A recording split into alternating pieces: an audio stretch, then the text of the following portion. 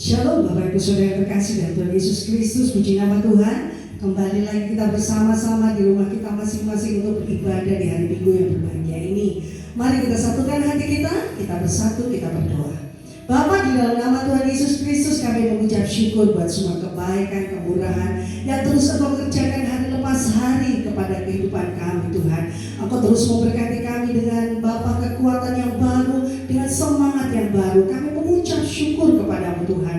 Mari Bapa, campur tanganmu pagi hari ini, terus datangkan kebaikan, agar dimanapun kami beribadah, kami selalu Bapa menjadi orang-orang Bapa yang tahu mengucap syukur. Engkau mengambil alih setiap pribadi kami, menutup bungkus kami dengan darah-Mu yang kudus, agar di dalam setiap ibadah kami selalu dilindungi oleh kuasa Tuhan Yesus. Engkau mengambil alih setiap Bapa pujian penyembahan kami, segala bentuk manifestasi kuasa kegelapan, kuasa masalah intimidasi, bahkan kekuatan sakit penyakit virus corona di udara. Bapa, sehati Bapa pagi, siang, bahkan malam hari ini kami sehati sepakat ikat kuasanya, patahkan, hancurkan di dalam nama Yesus. Tidak berkuasa atas setiap pribadi kami, karena kami percaya ibadah mengandung janji Allah. Jika kami mengerjakannya dengan takut akan Tuhan, maka kami akan menuai kebaikan yang berasal dari janji-Mu Tuhan. Bahwa kami akan diberkati pada masa sekarang maupun masa yang akan datang. Dan kami percaya Bapa, ketika kami mengerjakan dengan takut akan Tuhan, ibadah kami ini akan menyala, membuat Bapa kuasa-kuasa kegelapan tidak berkuasa atas kehidupan kami dan keluarga.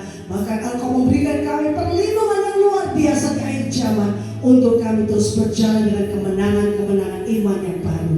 Terima kasih Bapa di surga.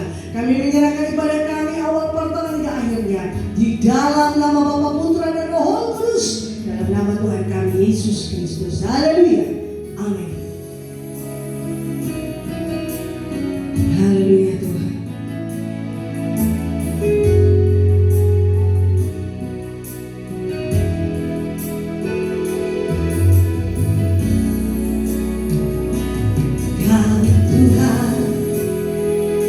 Penolong dalam hidupku, ku percaya hanya kepadamu.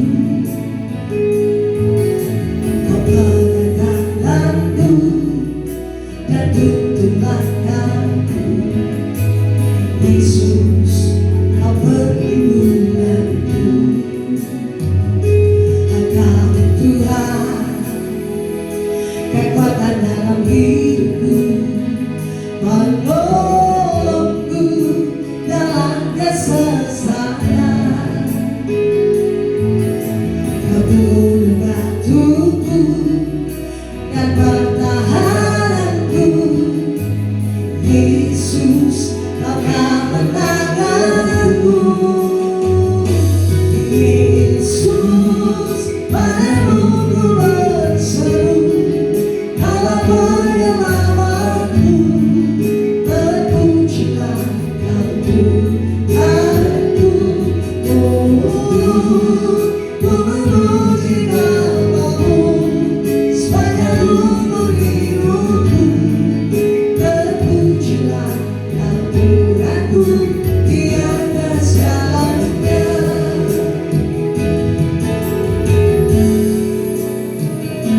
Engkau Tuhan, penolong dalam hidupku, ku percaya hanya kepadamu. Kau pegang tanganku dan tuntun langkahku, Yesus, Kau perlindunganku. Engkau Tuhan, kekuatan dalam hidupku, menolongku dalam kesesakan. Kau turun batuku dan pertahananku, Yesus, Kau kemenanganku. Yesus, padamu ku berseru, Kaulah penyelamatku. Terpujilah Kau Tuhanku.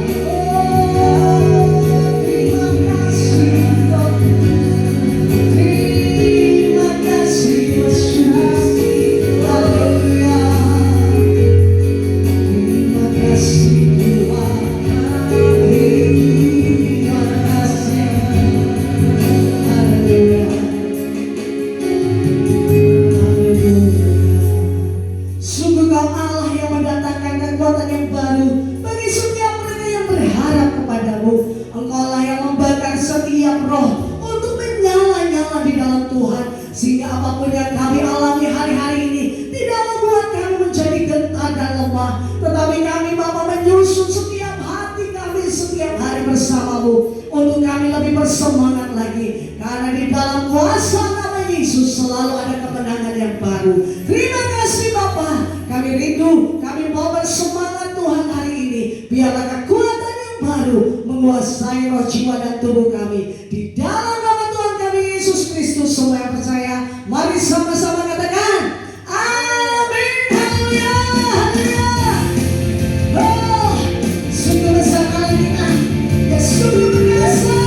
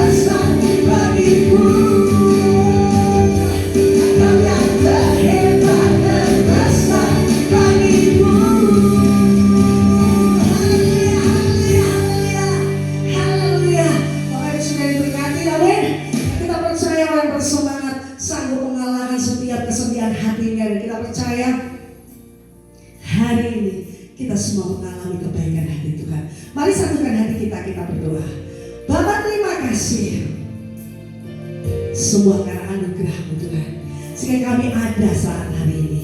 Engkau memberikan kami kekuatan yang baru, semangat yang baru, sehingga kami memperoleh kekuatan lebih dari hari-hari sebelumnya. Terima kasih Tuhan Yesus buat semua kemurahan, kebaikan-Mu yang terus bekerja dalam segenap kehidupan kami. Urapi kami terus dengan kuasa kasih-Mu, di dalam nama-Mu yang berkuasa Tuhan Yesus. Kami terus mengucap syukur. Haleluya. Amin.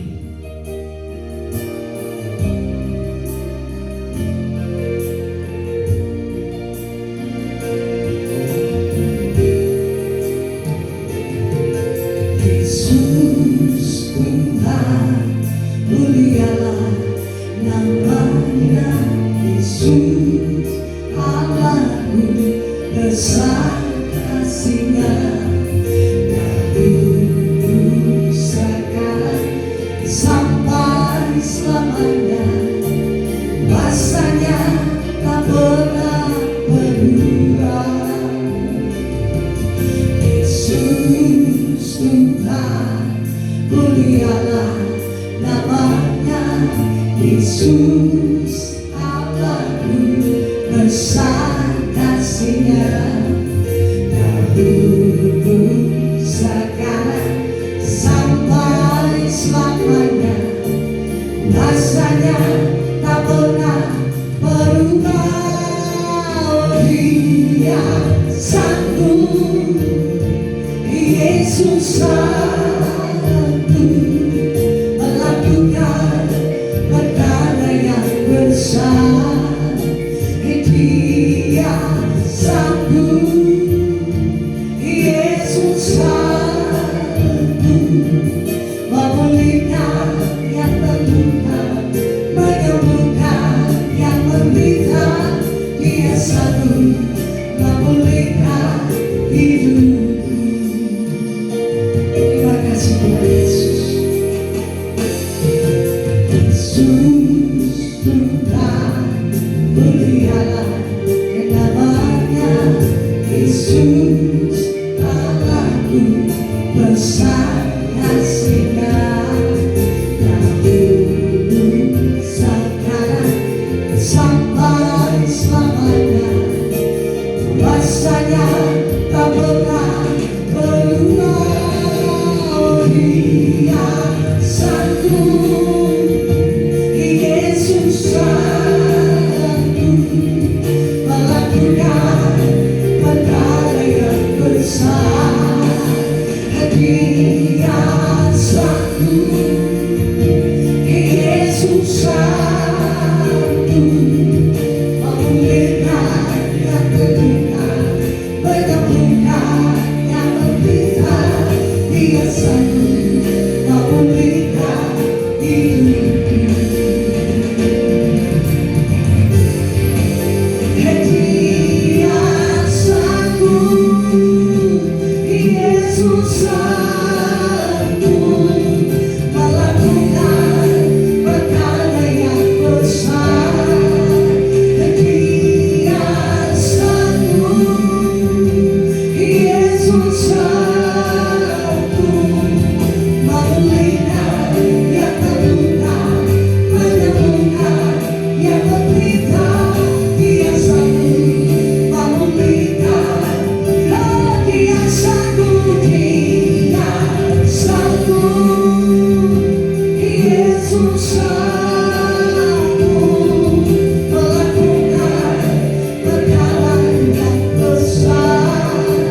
Dia sanggup, Yesus sanggup memulihkan yang terluka, menyembuhkan yang menderita.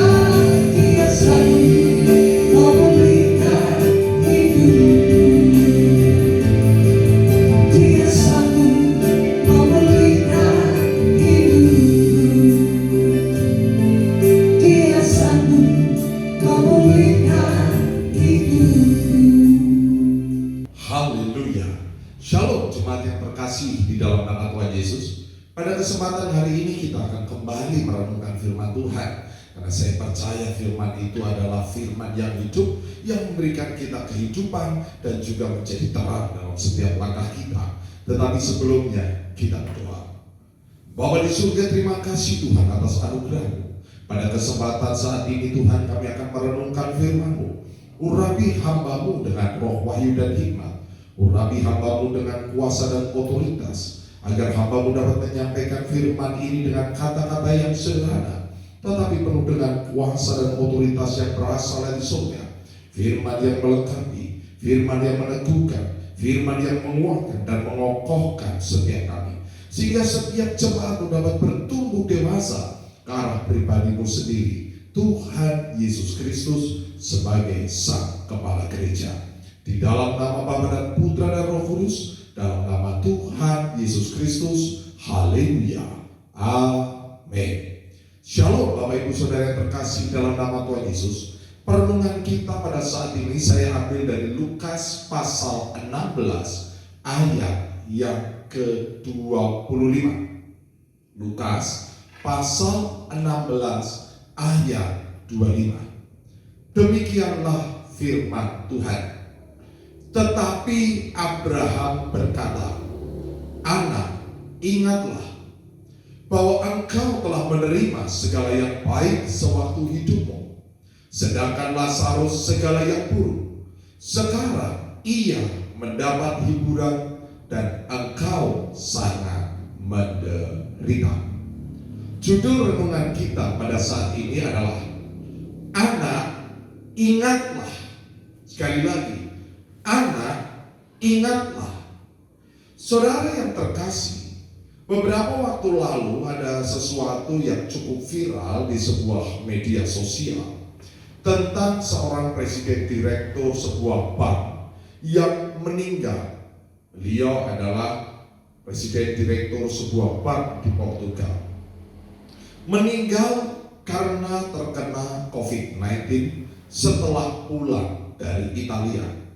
Tetapi yang menjadi viral bukanlah kematiannya, tetapi ketika ada sebuah tulisan yang dibuat oleh putrinya di media sosial yang mengatakan seperti ini: "Kami keluarga kaya raya, tapi ayahku meninggal seorang diri, sulit bernafas seperti tercekik, yang mencari sesuatu yang gratis tanpa biaya, yaitu udara segar.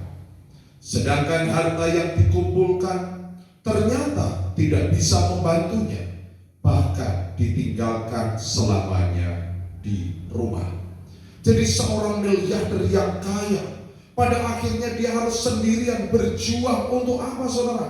Untuk mendapatkan sesuatu yang gratis, sesuatu yang selama ini mungkin kita tidak syukuri, yaitu apa? Udara, nafas, kehidupan. Saya jadi ingat seorang pengkhotbah dari Inggris yang bernama Charles Spurgeon, yang hidup pada tahun 1834 sampai 1892, menuliskan perkataan yang luar biasa.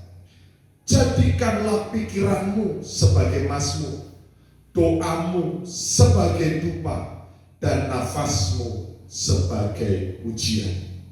Jadikanlah pikiranmu sebagai mazmur, doamu sebagai dupa, dan nafasmu sebagai ujian. Ketika Abraham berkata kepada orang kaya itu, "Anak, ingatlah." Apa yang harus diingat ketika seseorang hidup? Yang pertama adalah jadikanlah pikiranmu sebagai mazmur.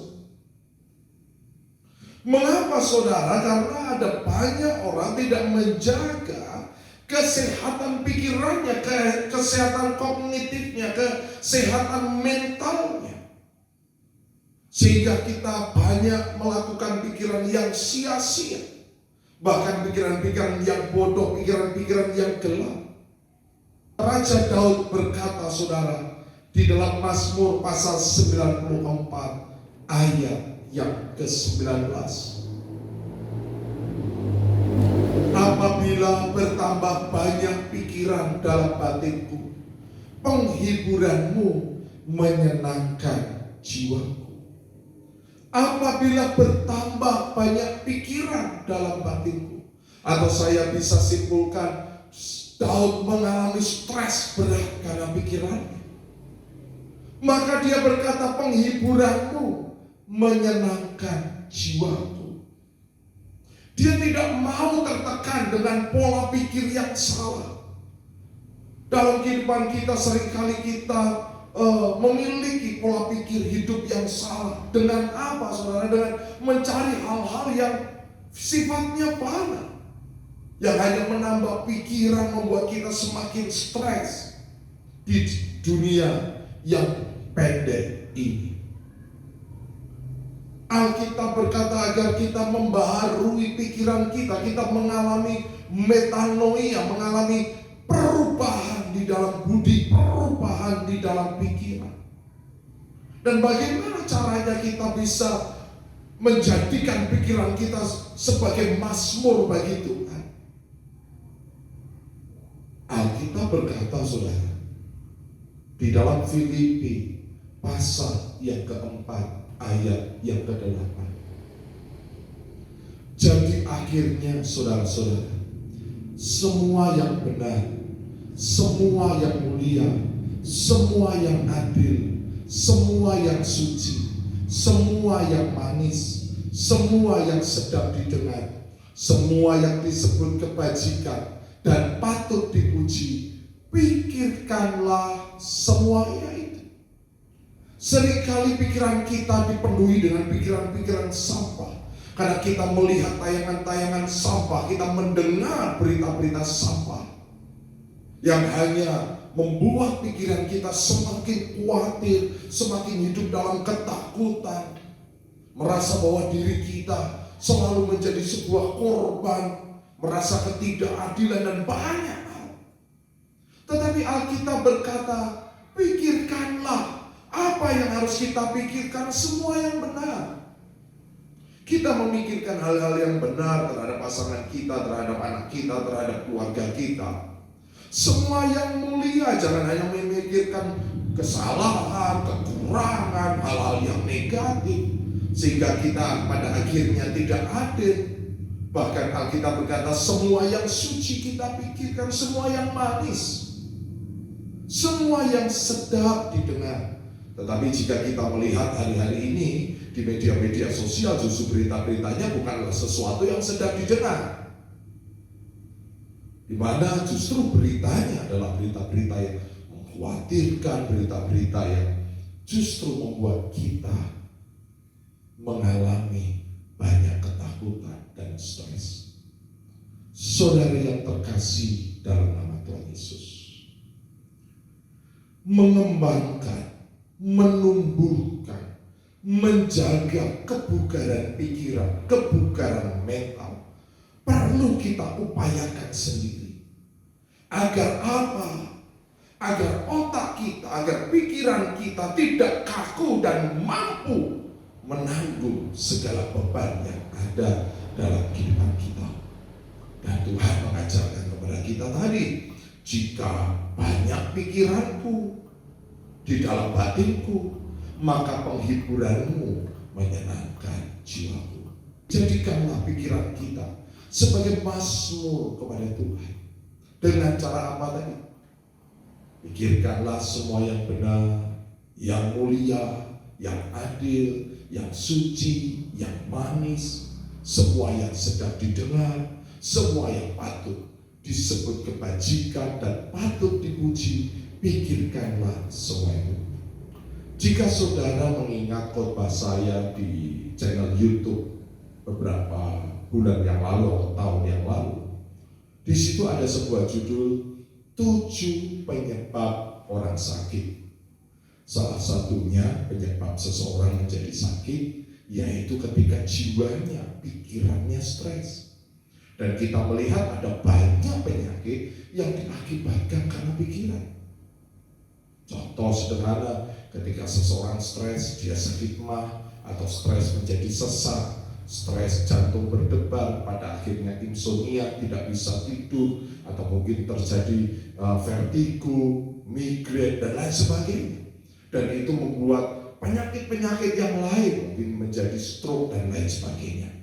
Jadi saudara yang terkasih dalam nama Tuhan Yesus, apa yang kita ingat? Yang pertama, seperti yang disampaikan oleh seorang pengkhotbah Charles Spurgeon, yang pertama, jadikanlah pikiranmu sebagai mazmur. Karena kekhawatiran kita tidak menambah sedikit pun, atau tidak menambah sehasta pun umur atau usia kita. Yang kedua saudara, apa yang kita ingat dari cerita tentang seorang miliarder yang meninggal yang berjuang untuk mencari sesuatu yang gratis, yaitu nafas. Bahkan hartanya tidak bisa memberi nafas itu. Yang kedua yaitu saudara, jadikanlah doamu sebagai dupa yang harum. Atau saya ubah, detak jantungmu sebagai doa yang harum seperti dupa. Jadikanlah detak jantungmu sebagai doa yang harum seperti dupa. Alkitab berkata di dalam Wahyu pasal yang ke-8 ayat yang ke-3 dan ayat yang ke-4. Maka datanglah seorang malaikat lain dan ia pergi berdiri dekat mezbah dengan sebuah pedupaan emas, dan kepadanya diberikan banyak kemenyan untuk dipersembahkannya bersama-sama dengan doa semua orang kudus di atas mezbah emas di hadapan tahta itu. Maka naiklah asap kemenyan bersama dengan doa orang-orang kudus itu dari tangan malaikat itu ke hadapan Allah. Jadi doa orang-orang kudus naik bersama dengan kemenyan yang harum menyenangkan hati Tuhan. Kalau kita melihat di dalam Imamat pasal yang ke-6 ayat 9 sampai 12, di situ berbicara tentang peraturan bagaimana seorang imam harus menjaga api korban bakaran itu, agar korban mezbah itu atau korban api itu terus menyenangkan hati Tuhan. Yaitu yang pertama harus dijaga semalam-malaman. Artinya ketika detak jantung kita menjadi doa yang harum seperti dupa, kita harus menjaga kehidupan doa kita seperti jantung yang terus bekerja. Tidak boleh berhenti. Bukan hanya ketika kita mengalami sakit, mengalami masalah, baru itu menjadi seperti cadangan untuk berdoa. Tetapi doa menjadi kehidupan kita, menjadi detak jantung hidup kita. Yang kedua, bahwa doa itu harus, artinya abu itu harus dibuang di ayat selanjutnya. Artinya apa saudara? Doa itu harus dijaga. Ketika ada hambatan-hambatan dalam hidup kita yang membuat kita tidak bisa berdoa, itu harus dibuang. Di situ dikatakan, lalu ia harus mengangkat abu yang ada di atas mezbah supaya korban bakaran habis dimakan api. Kalau kita melihat sebuah perapian, ketika banyak abu maka api itu akan mati. Demikian juga apa yang menjadi penghalang dalam hidup kita sehingga kita tidak lagi mau berdoa. Apakah mungkin HP saudara dan saya yang membuat kita tidak berdoa? Karena mungkin di antara kita pernah ketika di gereja kita melihat ketika ada doa, justru ada orang yang sibuk main HP. Itulah abu-abu yang harus dibuang. Bukan berarti HP-nya harus dibuang, tetapi kebiasaan itu harus dibuang. Kebiasaan yang menghalangi doa kita. Dan Alkitab berkata di ayat 12 dalam Imamat pasal 6 ayat 12 bahwa harus terus ditaruh api. Artinya apa saudara? Ketika doa atau detak jantung kita sebagai doa yang harus seperti dupa, kita harus menambah cinta mula-mula kita kepada Tuhan. Karena hidup kita tidak lama saudara. Detak jantung yang pegang Tuhan.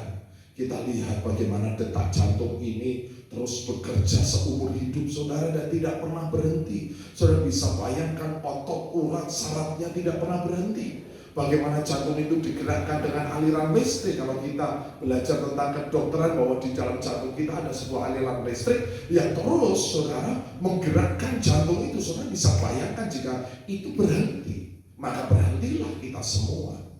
Maka biarlah detak jantung kita jadikan doa yang harum sebagai dupa yang menyenangkan hati Tuhan. Karena ketika detak jantung kita berhenti, kita sudah tidak bisa berdoa. Yang ketiga, apa yang harus kita ingat? Anak, ingatlah. Ingatlah bahwa nafas hidup kita harus dipakai sebagai puji-pujian untuk Tuhan. Setiap nafas kita menjadi pujian, menjadi penyembahan. yang menyenangkan hati Tuhan. Alkitab berkata, saudara, di dalam Ayub pasal 33 ayat yang keempat dikatakan, Roh Allah telah membuat aku, dan nafas yang maha kuasa membuat aku hidup.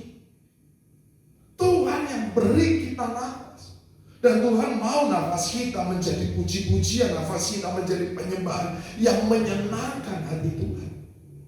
Ada sebuah kisah tentang seorang raja yang namanya diubahkan, dan itu menjadi sesuatu yang dahsyat. Seorang raja yang bernama Yoram, di dalam 2 Tawarik pasal 21 ayat yang keempat. Sesudah Yoram memegang pemerintahan atas kerajaan ayahnya dan merasa dirinya kuat, Yoram sebelumnya bernama Yehoram. He dalam bahasa Ibrani artinya hembusan nafas Allah. Hembusan nafas Allah, Yehoram. Tetapi diganti oleh Tuhan Yoram. Kenapa? Karena ia merasa dirinya kuat. Kita melihat tadi sebuah kisah tentang seseorang yang meninggal dengan kekayaan yang luar biasa. Mungkin sebagai orang yang kaya, dia memiliki kekuatan yang luar biasa, memiliki kekuasaan yang luar biasa. Tetapi hanya untuk mendapatkan sesuatu yang gratis, yaitu nafas kehidupan. Dia tidak bisa mendapatkannya. Kenapa, saudara? Alkitab berkata, Roh Allah yang membuat aku, dan nafas yang maha kuasa membuat aku hidup. Maka jika hari ini saudara dan saya masih bernafas, pakailah nafas kita sebagai puji-pujian, nafas kita sebagai penyembahan yang menyukakan hati Tuhan. Dan yang terakhir, yang keempat, di dalam Lukas pasal 12 ayat 20 dan ayat 21. Tetapi firman Allah kepadanya, Hei engkau orang bodoh, pada malam ini juga jiwamu akan diambil daripadamu. Dan apa yang telah kau sediakan, untuk siapakah itu nanti? Demikianlah jadinya dengan orang yang mengumpulkan harta bagi dirinya sendiri, jikalau ia tidak kaya di hadapan Allah. Seperti ungkapan anak dari seorang miliarder tadi, dia berkata, kami keluarga kaya raya, tetapi ayahku meninggal seorang diri, sulit bernafas seperti tercekik, yang mencari sesuatu yang gratis tanpa biaya, yaitu udara segar.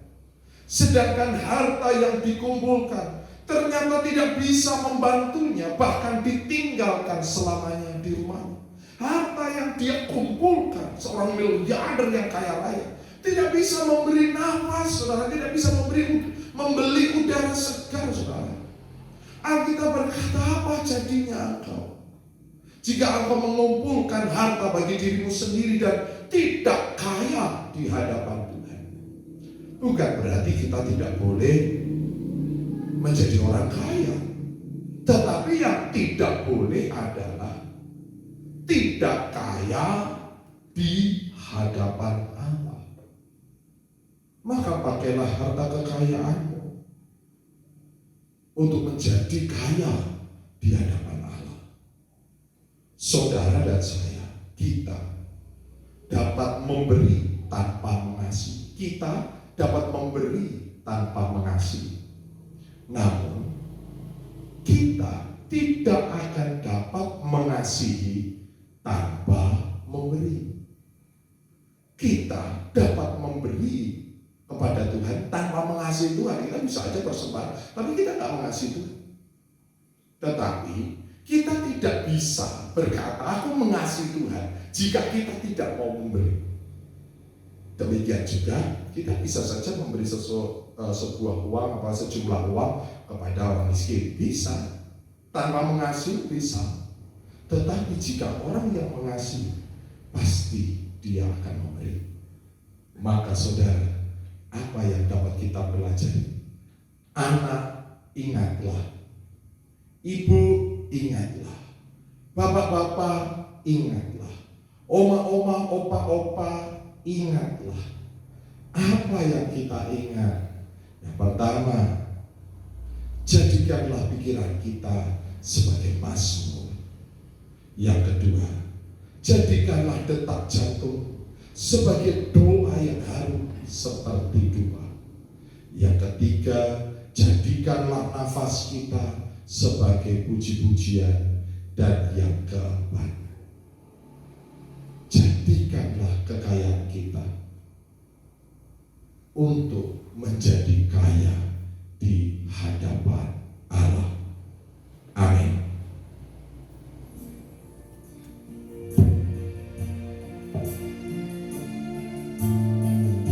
Kita naikkan pujian, Dia sanggup. Yesus sanggup melakukan perkara yang besar. Dia sanggup, Yesus sanggup melakukan perkara yang besar. Dia sanggup, Yesus sanggup memulihkan yang terluka, menyembuhkan yang menderita. Dia sanggup memulihkan hidupku. Dia sanggup memulihkan hidupku. Kita siapkan hati kita untuk menerima perjamuan kudus. Kita angkat roti ini di atas kepala kita. Sebab apa yang telah kuteruskan kepadamu telah aku terima dari Tuhan, yaitu bahwa Tuhan Yesus pada malam waktu Ia diserahkan mengambil roti, dan sesudah itu Ia mengucap syukur atasnya, Ia memecah-mecahkannya dan berkata, inilah tubuhku yang diserahkan bagi kamu, perbuatlah ini menjadi peringatan akan aku. Makanlah dengan iman, inilah tubuh Tuhan Yesus di dalam nama Tuhan Yesus.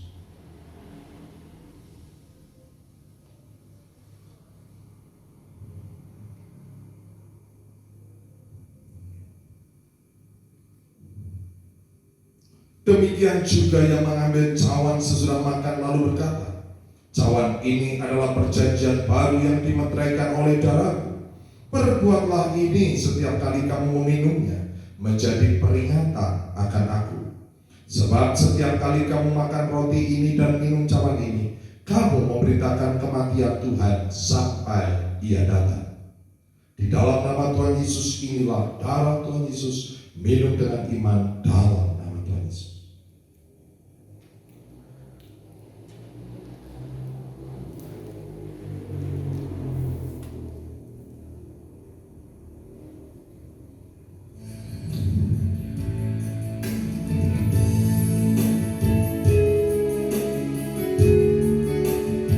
Biarlah setiap pikiran kita, detak jantung kita, nafas kita, bahkan apa yang kita miliki menjadi puji-pujian, menjadi mazmur, menjadi doa, menjadi kekayaan bagi Tuhan. Kita naikkan pujian, segala puji syukur bagi Tuhan. Segala puji syukur bagimu, ku tinggikan namamu selalu, kemuliaan hanya bagimu, terpujilah namamu.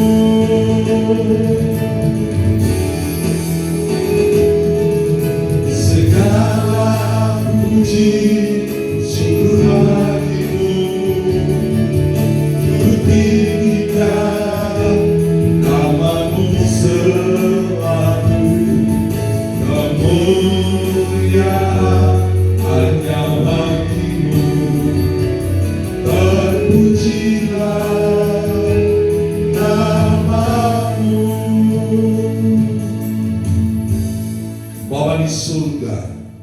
Kami mengucap syukur atas anugerah-Mu, di mana Engkau masih mempercayakan nafas itu melekat dalam tubuh kami. Engkau masih mempercayakan detak jantung itu bekerja dalam kehidupan kami.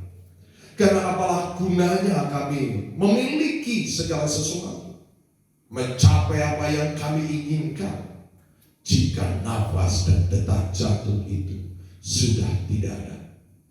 Maka di dalam sisa kehidupan kami, ajar kami untuk memakai pikiran kami sebagai mazmur, sebagai puji-pujian yang menyukakan hati. Setiap detak jantung kami menjadi doa yang dipanjatkan, menjadi doa yang harum seperti dupa. Setiap nafas kami yang Engkau berikan gratis menjadi penyembahan dan pengagungan bagi nama. Bahkan segala yang kami miliki adalah sebuah pinjaman. Semuanya biarlah kami lakukan, kami pergunakan untuk kerajaan-Mu ya Tuhan. Ampuni jika dalam kehidupan kami seringkali kami menyia-nyiakan anugerah. Terima kasih Tuhan atas kasih-Mu. Berkati setiap jemaat, berikan sistem imun yang kuat, dan terus merendahkan hati di hadapan bahwa Engkaulah Allah yang memiliki kehidupan. Ajar kami Tuhan untuk selalu mengingat, seperti yang Abraham sampaikan kepada orang kaya itu, anak, ingatlah. Baiklah jemaat Tuhan, angkatlah kedua tangan, arahkan mata rohani, dan terimalah berkat dari Tuhan. Diberkatilah kau yang tertanam di dalam taman Tuhan. Diberkatilah kau laki-laki, kau menjadi pohon tapatin kebenaran, tanaman kesukaan Tuhan yang menceritakan tentang keagungan Tuhan. Diberkatilah kau para wanita, kau menjadi pohon anggur yang manis dan lebat yang tak pernah mengalami kekeringan sekalipun pada musim kemarau. Bagianmu adalah kekuatan dan kehormatan, dan aku akan tertawa tentang hari depan. Diberkatilah kau anak-anak muda, kau menjadi tunas zaitun yang berjalan dalam wibawa dan otoritas Allah, seperti anak panah di tangan pahlawan, demikianlah hidupmu di tangan Tuhan. Tuhan Yesus datang untuk memberi hidup dalam kelimpahan. Bahkan kau bersama anak cucumu tidak minta-minta roti, kau bersama anak cucumu mewarisi bumi. Terimalah segala berkat Allah Abraham dan Israel jasmani rohani, persekutuan kasih dalam Tuhan Yesus Kristus, sukacita damai sejahtera dalam kuasa Roh Kudus menyertai kehidupan kita sampai Maranatha. Yang percaya sama-sama katakan amin.